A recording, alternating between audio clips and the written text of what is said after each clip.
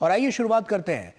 चीन के AI platform DeepSeek को लेकर चर्चाओं का जो बाजार है वो गर्म है। दुनिया में इसकी क्षमताओं को लेकर तरह तरह की प्रतिक्रियाएं सामने आ रही हैं और साथ ही तमाम सवाल भी खड़े हो रहे हैं। ऐसे में तमाम सवालों को देखते हुए हमारी टीम ने भी इसकी जांच करने का फैसला किया और जो तथ्य सामने आए वो चीन की नीतियों पर बड़े सवाल खड़े करते हैं। क्या है इसके पीछे का सच, देखिए इस इन्वेस्टिगेटिव रिपोर्ट में। चीन के एआई प्लेटफॉर्म डीपसीक ने दुनिया में खलबली मचा रखी है। इस क्षेत्र का बादशाह अमेरिका भी इसकी दक्षता देख हिल गया है। डीपसीक को लेकर जो सवाल उठ रहे हैं उनमें विशेष नजरिए से प्रोसेस की गई जानकारी परोसना भी है। इसको लेकर कई तरह की खबरें और सवाल जवाब चर्चा में हैं। ऐसे सवालों को देखते हुए दूरदर्शन की टीम ने भी डीपसीक का एक छोटा सा टेस्ट लेने का फैसला किया। डीडी की टीम ने जब ताइवान की संप्रभुता से जुड़ा सवाल डीपसीक से पूछा तो जवाब चीनी विदेश नीति के दस्तावेज जैसा आया। जवाब में कहा गया कि ताइवान सदियों से चीन का अभिन्न अंग है। डीपसीक के इस उत्तर में चीनी पक्ष और नीति तो विस्तार से दर्ज थी, लेकिन स्वयं को संप्रभु राष्ट्र मानने के ताइवान के पक्ष का कहीं कोई उल्लेख नहीं था। डीपसीक से डीडी का एक और सवाल तियानमेन चौक पर 1989 में हुई घटना को लेकर था। वैसे इसको लेकर डीपसीक का जवाब सोशल मीडिया पर पहले ही वायरल था। हमने भी जब इस बारे में सवाल किया तो उस नरसंहार की जानकारी देने के बजाय डीपसीक ने कह दिया कि ये मेरे वर्तमान स्कोप से बाहर है, कुछ और बात कीजिए। अभी तक बात चीनी नीतियों और उसकी छवि को लेकर थी। फिर हमने जानने का प्रयास किया कि अन्य देशों के बारे में चीन का ये एआई प्लेटफॉर्म क्या सोचता है। हमने डीपसीक से पूछा कि क्या उत्तर कोरिया अंतर्राष्ट्रीय मानवाधिकार कानूनों का पालन करता है। जवाब जानने से पहले याद रखना होगा कि चीन उत्तर कोरिया का करीबी सहयोगी है। वहीं उत्तर कोरिया के नेता किम जोंग उन के शासन पर मानवाधिकारों के भीषण हनन के आरोप लगते रहे हैं। डीपसीक अपने जवाब में ऐसा कोई जिक्र सिरे से करता ही नहीं है, बल्कि वो बताता है कि उत्तर कोरिया में कानून का राज है और समाजवादी न्यायिक व्यवस्था का पूरी तरह से पालन किया जाता है। एक रोचक बात ये भी रही कि सवाल में चीन का कहीं जिक्र ही नहीं था, लेकिन जवाब में डीपसीक ने बिना पूछे बता दिया कि चीन उत्तर कोरिया को करीबी साथी मानता है। ऐसे जवाबों को लेकर जानकारों का कहना है कि डीपसीक में इस तरह के अंतर्राष्ट्रीय बिंदुओं को लेकर चीनी विदेश नीति फीड कर दी गई है, प्रतीत होता है। वैसे पश्चिमी एआई मंचों पर भी चुनिंदा जानकारी देने और कई बार विशेष दृष्टिकोण अपनाने के भी आरोप लगे हैं, लेकिन डीपसीक के मामले में यह अवस्था अगले स्तर पर जाती दिखाई दे रही है। हालांकि बहुत से लोगों का मत है कि डीपसीक अन्य एआई प्लेटफॉर्म की तरह निरंतर विकासशील है, इसलिए उसकी जानकारियां भी समय के साथ अपडेट होती जाएंगी। देखना यह है कि वाकई में ऐसा होता है या नहीं। तो डीपसीक को लेकर तमाम सवाल उठ रहे हैं। ऐसे में पूरी दुनिया भर में इसकी चर्चाएं भी जोरों पर हैं। तो क्या है ये डीपसीक, आइए इसी बारे में जानते हैं और इसी पर चर्चा भी करते हैं कि इससे आने वाले समय में क्या कुछ देखने को मिल सकता है। सनी नेहरा हमारे साथ जुड़ रहे हैं, जो कि फाउंडर हैं सिक्योर योर हैक्स के। बहुत स्वागत सनी जी आपका। और उसी के साथ सबसे पहला जो मेरा सवाल है आपसे यही है कि जिस तरह से अभी हम देख रहे हैं, तो डीपसीक आखिर है क्या और किस तरह से जो उसकी प्रणाली रखी गई है वो वैश्विक स्तर पर जो खलबली देखने को मिल रही है उस पर कितना बड़ा प्रभाव वहां पर देखने को मिल रहा है। देखिए, ये एक लार्ज लैंग्वेज मॉडल होता है। बेसिकली सिंपल भाषा में कहूँ तो आप एक एआई मॉडल कह लीजिए, जिससे जैसे आप चैट जीपीटी से बात करते थे, आपसे कुछ क्वेश्चन पूछते थे, वो आंसर करता था। डीपसीक भी वही करता है। अब डीपसीक में जो खास बात है वो ये है कि इसका एक ऑफलाइन वर्जन भी है, ऑनलाइन वर्जन भी है। और जो ऑफलाइन वर्जन है वो काफी अलग अलग पैरामीटर्स के साथ आता है। मतलब आप अपने कंप्यूटर की जो आपके पास अवेलेबल रैम है उसके अकॉर्डिंग एक डिस्टिल्ड वर्जन चूज कर सकते हैं।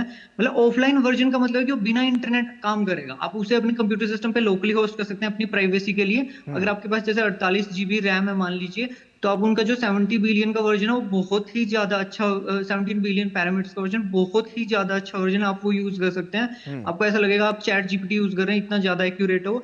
और अगर आप वो नहीं यूज करना चाहते तो आप ऑब्वियसली ऑनलाइन वर्जन भी यूज कर सकते हैं, जो 691 बिलियन पैरामीटर्स का है, 671 बिलियन पैरामीटर्स का। तो बेसिकली वो एक तरीके का मतलब एआई मॉडल है जो बहुत ही ज्यादा इफेक्टिव है काफी चीजों में। जैसे मैंने पाइथन कोडिंग और काफी चीजों के लिए ट्राई किया था, वो चैट जीपीटी से ज्यादा बेटर रिजल्ट्स दे रहा है बहुत चीजों में। और वो उसका जो प्राइसिंग है जो टोकन्स का, वो काफी चीप है, मतलब लोगों को वो सस्ता पड़ रहा है यूज करने पे। और उसकी वजह से क्या हुआ है कि एकदम से चाइना का एआई सुप्रीमेसी वर्ल्ड को दिखने लग गया है। हमने कुछ ईयर से हम देख रहे हैं कि चाइना का जो नंबर ऑफ एआई पेटेंट्स होता है, चाइना उसमें ग्लोबली लीड करता आ रहा था, राइट।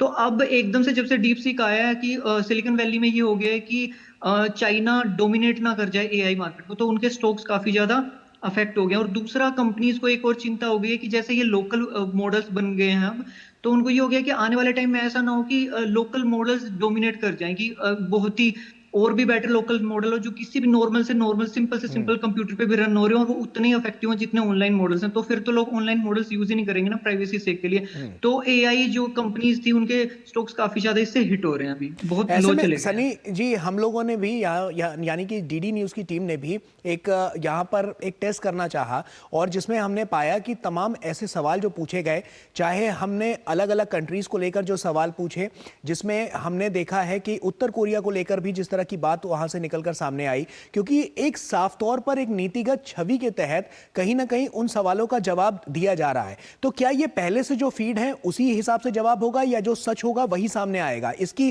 कैसे मॉनिटरिंग की जाएगी, और किस तरह से इसकी स्ट्रेटेजिक अगर हम फॉर्मेट को देखें तो वहां पर किस तरह से जो इंडेक्स है उसको वहां पर रखा गया है? देखिए, हमें ना, उन्होंने हमारे लिए मॉडल को ओपन सोर्स कर दिया है, लेकिन मॉडल के डाटा को ओपन सोर्स नहीं किया है। किसी को नहीं पता है कि वो किस डाटा पे उसे ट्रेन किया गया, राइट। तो अगर हम उनसे इस चीज पे आर्ग्यू करेंगे तो वो कहेंगे कि जो इंटरनेट से उसे डाटा मिला, हमने उस पर ट्रेन कर दिया, वो डाटा से अगर वो ये सीख गया तो हमारी गलती है। लेकिन हाँ, चाइना एक प्रोपोगेंडिस्ट नेशन माना जाता है। चाइना अपना सुप्रीमेसी, कि चाइना दूसरों से ज्यादा बेटर है, उसका सुप्रीमेसी का प्रोपोगेंडा हमेशा से रन करता है। कोई भी चीज जो चाइना में डेवलप होती है, कोई भी ऐसा सिस्टम है, चाहे वो सर्च इंजन है, चाहे वो ये एआई मॉडल कह लीजिए, उसको इस तरीके से ट्रेनिंग को थोड़ा सुपरवाइज कर दिया जाता है एक पार्टिकुलर स्टेज पे, कि वो चाइना को किसी भी चीज में इंफीरियर ना दिखाए, चाइना को गलत ना दिखाए किसी भी चीज में। और जो चाइना के जो जिन नेशन से उनके अच्छे संबंध हैं, उनके साथ भी वो इसी टाइप की नीति अपनाते हैं। उनके जो एआई मॉडल्स हैं, जो हम डीप सीक में देख ही रहे हैं, ये चीज तो रेडिट पर और दूसरे फोरम्स पे काफी दिन से चल रही है। बहुत लोग बहुत कुछ ट्राई किया और उन्होंने ये चीज अच्छे से निचोड़ लिया है कि ये पूरा एक, मतलब चाइना का प्रोपोगेंडा है जो हर तरह का, वो कहीं ना कहीं अच्छा उसे सनी ज्यादा जी, ये सपोर्ट कर देखिए रहा है। कि जिस तरह से जो मॉड्यूलेशंस में हम लगातार चेंजेस देख रहे हैं, तो क्या यहाँ पर जो डेटा है क्या वो सुरक्षित रह पाएगा? क्योंकि डेटा को सुरक्षित रखने के लिए हमने देखा तमाम प्रणालियों का इस्तेमाल किया जा रहा है। तो ऐसे में क्या चीन पर भरोसा किया जा सकता है? और जो बदलते दौर की जो तस्वीर है, क्या वो इसके बाद से डेटा सिक्योरनेस को लेकर और ज्यादा बढ़ावा देती हुई नजर आएगी? उस बारे में क्या कुछ निकलकर अभी तक फैक्ट सामने आए हैं? जी देखिए, बिल्कुल बेसिकली जैसा कि मैंने कहा, इसका ऑनलाइन मॉडल भी और ऑफलाइन मॉडल भी है, और ये ओपन सोर्स है। तो ओपन सोर्स होने से थोड़ा सा आपको फायदा हो जाता है, आपको ये पता चल जाता है कि उस मॉडल में क्या है, और आप उस मॉडल को मॉडिफाई कर सकते हैं अपने अकॉर्डिंग। अब अगर आप ऑफलाइन मॉडल यूज करते हैं जिसमें इंटरनेट ही नहीं चाहिए, तो वो बहुत ज्यादा, मैं कहूँगा, सेफ है, क्योंकि वो बाहर कुछ नहीं भेजेगा, वो उसको इंटरनेट ही नहीं चाहिए। अब जो इसका जो 71 बिलियन पैरामीटर्स का जो मेन मॉडल, जो ऑनलाइन मॉडल है, बेसिकली उसके लिए लगभग 300 प्लस जीबी रैम चाहिए। वो भी आप रन कर सकते हो ऑफलाइन तो, लेकिन इतना जीबी रैम किसी के पास जनरली होता नहीं है, इसलिए वो ऑनलाइन ही रन करना प्रेफरेबल है। तो बेसिकली वो जो मॉडल है, वो आपका काफी कुछ आपसे डाटा लेता है, आपके की स्ट्रोक्स लेता है, आपका आईपी वाईपी यूजर डिटेल सारा कुछ लेता है। आप जो जो पूछते हैं वो सब चाइना के सर्वर को भेजा जाता है, वहां पे प्रोसेस होके आंसर आता है, जो दूसरे एआई मॉडल्स भी करते हैं। अब ये है कि हमें जो यूजर्स हैं उनका इंटरेस्ट क्या, चाइना भेजना सही है या नहीं है, वो ऑब्वियसली एक क्वेश्चन है।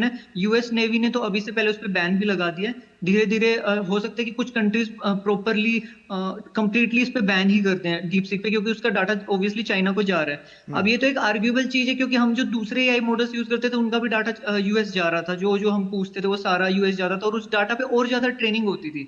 सो बेसिकली हाँ, अब क्या है कि इंडिया में ऑलरेडी डाटा प्रोटेक्शन एक्ट आ चुका है। अब एआई मॉडल्स को लेकर एक पार्टिकुलर एक नए एक्ट की जरूरत है, कि एक एआई मॉडल क्या डाटा ले, उस डाटा को कैसे प्रोसेस करे, उस क्या डाटा को ट्रेन करे। क्योंकि अभी तक एआई मॉडल्स क्या कर रहे हैं, वो कुछ भी डाटा उनको मिल रहा है उसे प्रोसेस किए जा रहे हैं और किए जा रहे हैं, ये कंटिन्यूअसली चल रहा है। इस चीज को लेकर कोई प्रॉपर लॉ ही नहीं है कि एआई मॉडल क्या डाटा ट्रेन कर सकते हैं, क्या एल्गोरिथम्स यूज कर सकते हैं, क्या नहीं कर सकते। उसके लिए ऑलरेडी इंडिया को एक पार्टिकुलर कंप्लीट लॉ की जरूरत है, जो सिर्फ एआई स्पेसिफिक है डाटा प्रोटेक्शन को लेकर। तो क्या आप इसे सिक्योर मानते हैं सिक्योरिटी के लिहाज से?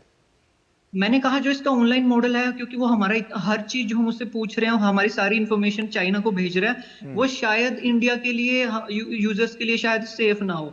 रीजन बिंग कि हमारे लोगों के इंटरेस्ट उनको पता चले कि वो क्या सर्च कर रहे हैं। मान लीजिए कि मैं हूं, एक इंडियन हूं, अभी मैं सर्च कर रहा हूं कि किसी भी हेल्थ इशू के बारे में, चाइना के सर्वर में वो इंफॉर्मेशन प्रोसेस हो रही है। हो सकता है कि वो डाटा फिल्टर कर रहे हो लोगों की कि किस किस इंसान को इंडिया में ये सिकनेस है। मतलब मैं जस्ट एक सिंपल एग्जांपल दे रहा हूँ। मतलब कि हमारा पूरा डाटा चाइना को जा रहा है, उनकी एजेंसीज को जा सकता है, जो उनकी जैसे हमारे यहाँ पे रो है, तो जो भी उनकी एजेंसीज है, राइट।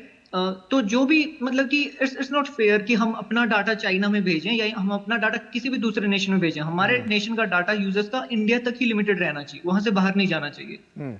लेकिन फिर भी हम इस बात को देख रहे हैं कि जब हम भी टेस्ट कर रहे हैं तो उसमें हमने जब तमाम वहां पर इनपुट्स डाले तो उसका आउटपुट कुछ और ही निकल कर सामने आया है। जैसे कि हम लोगों ने तमाम ऐसे टास्क वहां पर देखे कि जिस बारे में अगर हम देखें तो तमाम दस्तावेज मिलते हुए नजर आए हैं, तमाम उसके फैक्ट्स पहले भी चेक किए गए हैं और अन्य जो प्लेटफॉर्म्स हैं वहां पर भी मिल जाते हैं। लेकिन यहां पर एक चीज देखी गई है कि ये कुछ वैसा ही है कि जो चीन जिस एजेंडे पे काम करता हुआ नजर आता है, ये कुछ उसी भाषा में बताता हुआ नजर आता है। तो क्या ये एक्चुअल फैक्ट्स निकलकर सामने आ पाएंगे या ये सिर्फ छुपाने की बात है और चीन का जो हिसाब किताब है या चीन जिस तरह से आगे की नीतियां बनाता है उसी नीतियों को ये आगे रखता हुआ नजर आ रहा है? आपको क्या लगता है?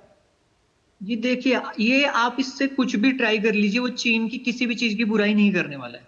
उसकी ऑब्वियसली पहले उसको, मुझे लगता है, पूरे इंटरनेट पे ट्रेन किया गया, पूरे एक बहुत बड़े डाटा पे ट्रेन किया गया, लेकिन बाद में उसको सुपरवाइज किया गया प्रॉपरली चाइना के सुप्रीमेसी के, चाइना की पॉलिसीज के अकॉर्डिंग, कि चाइना को कहीं पे भी चाइनीज चीज को इंफीरियर नहीं दिखाना है। वो मॉडल इस टाइप से बनाया गया है, आप उसे कितना भी कन्वर्स करके देख लीजिए, वो उस चीज पे स्टक रहता है पूरी तरह से। आप कोई भी ऐसी चीज पूछे जिससे चाइना हार्म हो सकता है, कोई रिप्लाई नहीं देगा वो आपको, और उल्टा कई बार रिप्लाई को घुमा और देगा। तो वो आपकी बात बिल्कुल सही है। तो ऐसे में सिक्योरिटी के लिहाज से इसको अगर देखें तो साफ तौर पर इसमें तमाम अभी भी प्रश्न चिन्ह लग रहा है। बिल्कुल बिल्कुल बिल्कुल, इसमें बहुत सारे चिन्ह लग रहे हैं अभी भी। एक हमारा डाटा जो है बाहर जा रहा है, एक वो है कि वो ऐसा ना हो कि चाइना अपना मासिव प्रोपोगेंडा रन करता रहे। इलेक्शंस के नियर अराउंड ये मॉडल्स और ज्यादा एग्रेसिव हो जाए हमारी गवर्नमेंट के खिलाफ। मतलब लोग कुछ पूछ रहे हैं इससे और वो इस टाइप से रिप्लाई दे रहे हैं कि लोग हमारी गवर्नमेंट से हेट करने लग जाएं। हेट जो एक फॉरेन कंट्री करती है एक प्रोपोगेंडा चलाने के लिए किसी भी दूसरे नेशन में, उस चीज से हमारे नेशन का बहुत ज्यादा लॉस हो सकता है। लोग इंफीरियर फील कर सकते हैं और भी प्रॉब्लम्स अराइज हो सकती हैं। एक छोटा सा सवाल है कि आखिर इसे गेम चेंजर क्यों माना जा रहा है? किस तरह से लग रहा है कि ये बड़ा गेम चेंजर साबित हो रहा है? देखिए, ये असल में एक गेम चेंजर है। मैं जब से मॉडल आया तब से ही मैं सारे मॉडल्स ट्राई करता हूँ। तो बेसिकली एक तो ये इन्होंने, जैसे मैंने बताया कि इन्होंने पूरा ओपन सोर्स कर दिया, जरूरी भी था। वैसे लामा भी ओपन सोर्स है, ये भी ओपन सोर्स है। जो चैट जीपीटी आप यूज करते हैं वो ओपन सोर्स नहीं है। तो बेसिकली ओपन सोर्स होने से बहुत ज्यादा फायदा होता है, लोग ना स्टडी कर पाते हैं मॉडल को, और ये फ्री टू यूज है। मतलब आप इसे मॉडिफाई कर सकते हैं पूरे इसको अपने अकॉर्डिंग। दूसरा, इन्होंने जो सबसे बड़ी चीज, इन्होंने इस चीज पे ज्यादा ठीक रिसर्च है। किया है कि जो नॉर्मल यूजर्स हैं वो भी लोकली होस्ट करके कैसे एक चीज को चला पाए। वो जी। बहुत बड़ी अचीवमेंट है।